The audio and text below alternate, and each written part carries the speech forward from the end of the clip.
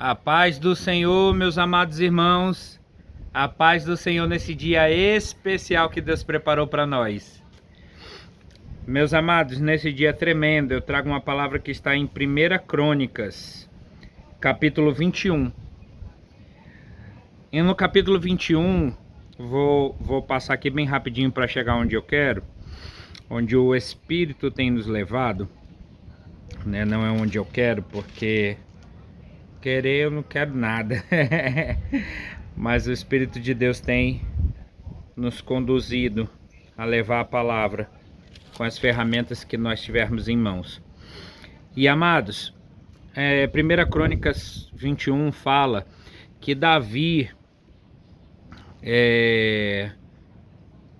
incitado pelo inimigo, em algumas versões fala de Satanás, em algumas versões fala do inimigo, né? E uma das traduções de Satanás é inimigo, né? Não sei até que ponto, que a Bíblia não relata, talvez algum inimigo de Davi pode ter incitado em alguma coisa, e ele manda fazer um censo. Esse censo foi dado por Deus para ser feito por Arão uma vez por ano, onde era recolhido meio ciclo de todo homem maior que 20 anos. E ele fala para Joabe fazer esse censo.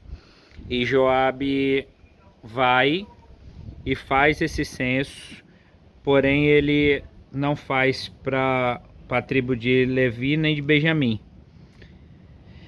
E ele adverte a Davi que não era para ser feito, né? E aí Deus manda um castigo. Desse castigo ele manda escolher 3. E Davi, como sempre, ele reconhece o seu erro. Davi, como diferente de Saul, ele não joga a culpa para ninguém. Diferente de Adão, ele não jogou a culpa para ninguém. Davi, ele assume a culpa. Ele se prostra ao Senhor e ele reconhece o seu erro. E o que Deus quer de nós é isso. Acho que ser um homem segundo o coração de Deus é um homem sincero, que se arrepende verdadeiramente ao invés de arrumar justificativa. Mas esse não é o ponto. E ele vai e manda o anjo destruir Jerusalém, né? E depois que destruiu, Deus manda o anjo parar e dá ordem a Davi que levante um altar ao Senhor. E Davi, e aí eu vou continuar aqui no versículo 18 da 1 Crônicas 21. Então o anjo do Senhor disse a Gade que mandasse Davi subir e levantar um altar ao Senhor à beira de Ornã, em Jebuseu. Subiu, pois, Davi, segundo a palavra de Gade, e falara em nome do Senhor. Virando-se Ornã, viu o anjo, e esconderam-se seus 4 filhos, e estavam com ele. Ora, Ornã estava debulhando trigo. Quando Davi vinha chegando a Ornã, este olhou e o viu, e saindo à eira se inclinou diante de Davi com o rosto em terra. Disse Davi a Ornã: dai-me este lugar à eira, a fim de edificar nele algum altar ao Senhor, para que cesse a praga que sobre o povo, dai-me pelo seu devido valor. Então disse Ornã a Davi: tome-a, ó rei, meu senhor, para si, e faça dela o que bem parecer. Eis que dou os meus bois para o holocausto, e os trigos para a lenha, os trilhos para a lenha, e o trigo para a oferta de manjares. Dou tudo. Tornou o rei Davi a Ornã: não, antes, pelo seu inteiro valor, a quero comprar, porque não tomarei o que é teu para o Senhor, nem oferecerei holocaustos que não me custe nada. Amados, a palavra que Deus liberou para nós hoje, ele está dizendo assim, ó: não dê nada para Deus que não lhe custe. Muitas vezes, e por muito tempo, até hoje, eu entendi que dar algo que não lhe custe é você dar alguma coisa que foi você mesmo quem conquistou, que é seu. E não, mas eu dou algo que me custe. Se você dá o que sobra, não é algo que lhe custe. Se você verdadeiramente quer agradar a Deus, dê algo que lhe custe. E eu vejo muita gente, muitas vezes, fazendo uma matemática. Entendam, irmãos. Eu vejo homens com apertos financeiros vender carro, trocar por mais barato, fazer apertos, enxugar de um lado, enxugar do outro, sem se lamentar. E mesmo assim continua ofertando ao Senhor.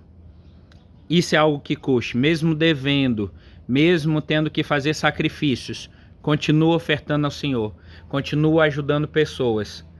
Agora, quando homens o tempo todo choram miséria, amados, infelizmente é isso, chorar miséria. São homens que vão viver na miséria. Pode comprar carro novo, pode ter vida boa, pode ter casa, pode ter o que for. Mas quando você chora miséria, e aí você mexe com o coração do povo, para o povo lhe ajudar, e ainda assim você vai dar oferta, você está trocando, amados. Eu não vou gastar dinheiro com tal coisa que é responsabilidade minha. Eu vou chorar miséria para o povo povo me ajuda, e aí eu consigo ofertar para Deus. Amados, você não está dando algo que lhe custe. Para você dar algo que custe, você tem que tirar daquilo que talvez vá fazer falta. Talvez ofertar de uma maneira voluntária, mesmo sabendo que você tem necessidades. Irmão André, mas aí eu só comentei e o povo quis me ajudar.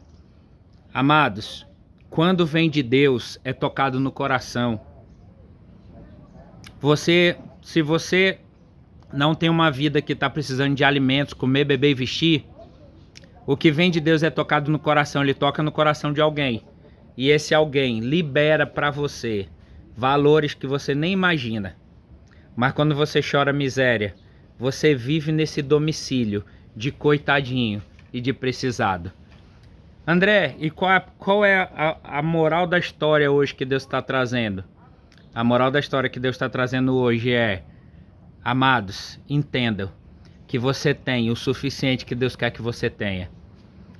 Pegue o que você tem e libere, oferte para Deus. Não se lamente, não murmure, não crie situações onde você vai ficar aos olhos dos outros como coitadinho.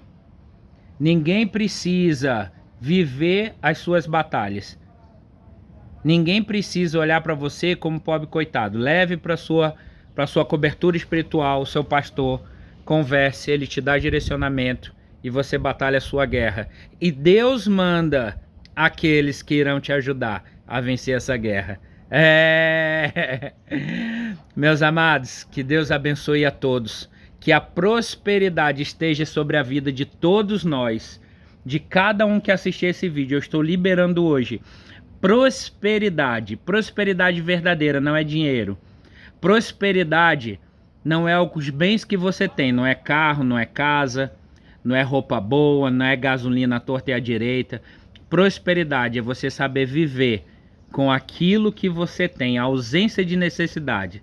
Se você tem um bom carro, uma boa casa, mas você vive se lamentando, você vive choramingando e as pessoas têm pena de você, isso não é prosperidade, isso é dinheiro. Que Deus abençoe a todos nesse dia especial que Deus preparou para nós. Paz, amados, dê paz para todos. Paz. Deus abençoe, paz.